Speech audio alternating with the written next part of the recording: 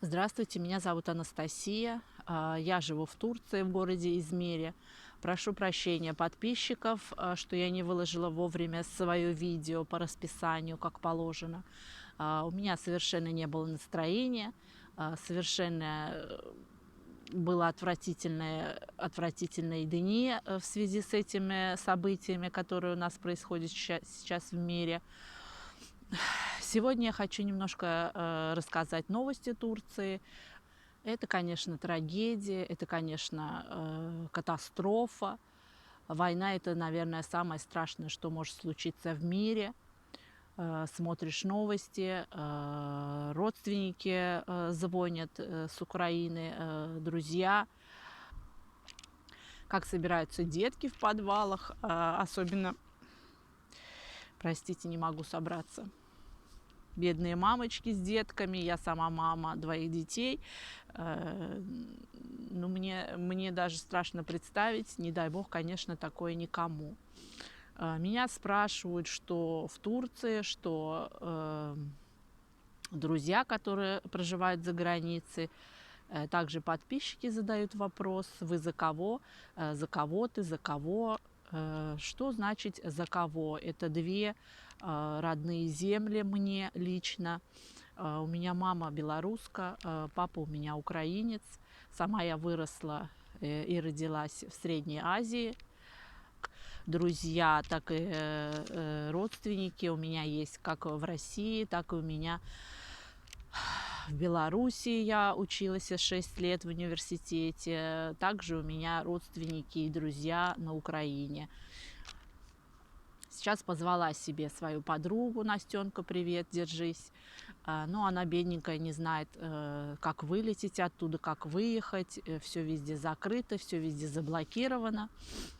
Самое страшное, что меня пугает, как психолога, это информационная война. Мне кажется, это...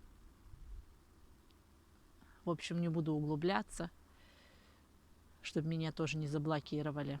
Кстати, YouTube сейчас блокирует, если вы знаете. Туристическое вид на жительство в Турции сейчас немножечко изменились. Правила. Сейчас выдают вид на жительство только на 6 месяцев. Еще должен быть, должны предоставить счет в банке. По-моему, сейчас точно сумму не скажу, но, наверное, не меньше $1000. Также у нас отменили это ношение масок на улице, только в закрытом помещении, в школах, пока еще мы в масках ходим. Отменили также у нас хэс-коды. Мы куда-то заходим в помещение, у нас раньше спрашивали хэс-код, сейчас, конечно, уже отменили. Сейчас уже не спрашивают, свободный вход везде открытый.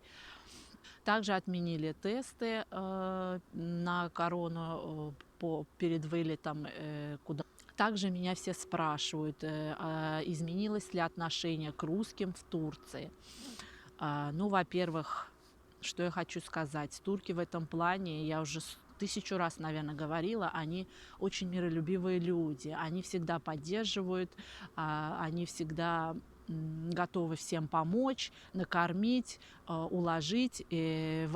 И в Турции для всех тех, кто разговаривает на русском языке, кто владеет русским языком, мы для них все русские. Будь ты с Казахстана, с Кыргызстана, в общем, откуда бы ты ни был, если ты говоришь на русском языке свободно, значит, ты русский. Здесь никакого притеснения, конечно же, нет. Абсолютно никаких, чтобы показать пальцем, или там тебя в кафе куда-то не приняли. Нет, абсолютно не так. Турки в этом плане, они очень сочувствуют, они тоже, им тоже вся эта ситуация очень неприятна, они тоже переживают за людей в Украине. С Украины также вывозят турецких граждан и женщин, которые вышли замуж за жены, в общем, турков. Собираются большие автобусы, не скажу, какой город, если вы знаете, пишите в комментариях. Собираются большие автобусы и привозят их в Турцию.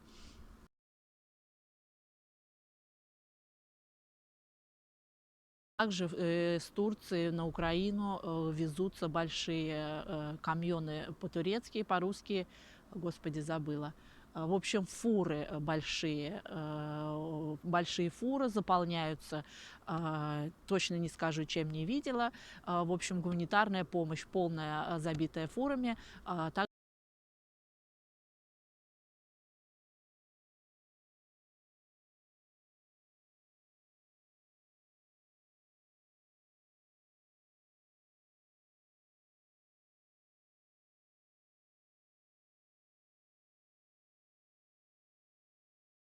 Еще вас хочу предупредить, что в России, не знаю, насколько русских блогеров это касается в других странах, в общем, Россия блокирует YouTube. Если вдруг такая ситуация случится, вы, пожалуйста, меня не теряйте, я вас тоже терять не хочу.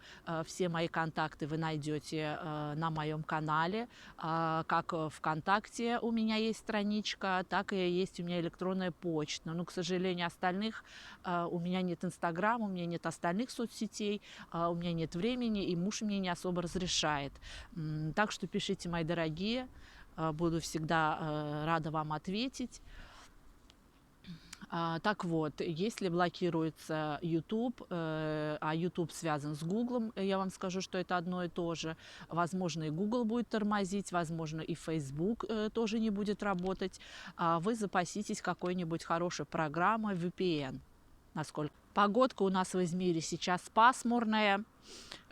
Кстати, мой муж сегодня ездил на метро, и карточка на метро без хэс-кода у него на данный момент не прошла. Почему? К дней уже немножечко дождик моросит, сейчас очень холодно. Покажу вам сейчас немножко местность. Вот здесь сейчас я сижу. Город наш называется Алиага. Сейчас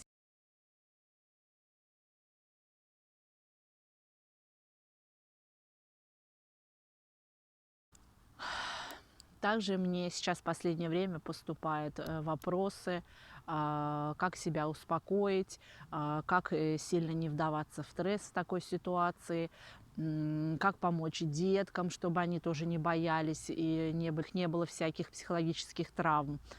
Что я хочу сказать в этой непростой ситуации, даже не знаешь, как помочь людям, как поддержать. В общем, если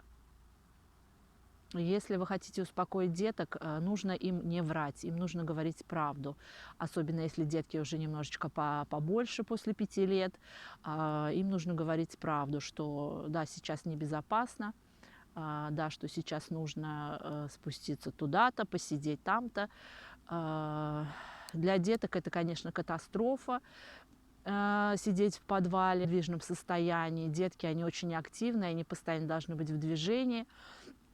Это и так для них будет большой стресс, что они в неподвижном состоянии. А так вообще, чтобы уберечь их морально-психологическое состояние от стресса, в первую очередь вам нужно постараться успокаивать себя, постараться держать себя в руках. Детки, они наши очень чувствительные, особенно от мамы, от папы. Если мама, папа боится, нервничает, стрессует, детки наши как под копирку, они все чувствуют и все перенимают от нас. Чтобы постараться успокоить себя, нужно делать через нос глубокий вдох и через рот глубокий выдох. И вот так вот 3-4 раза на тот момент, когда у вас начинает учащаться сердце, когда вы начинаете волноваться. Вот эта техника очень помогает. Да, дай Бог всем здоровья, дай Бог, чтобы это все закончилось побыстрее. Берегите себя и своих близких.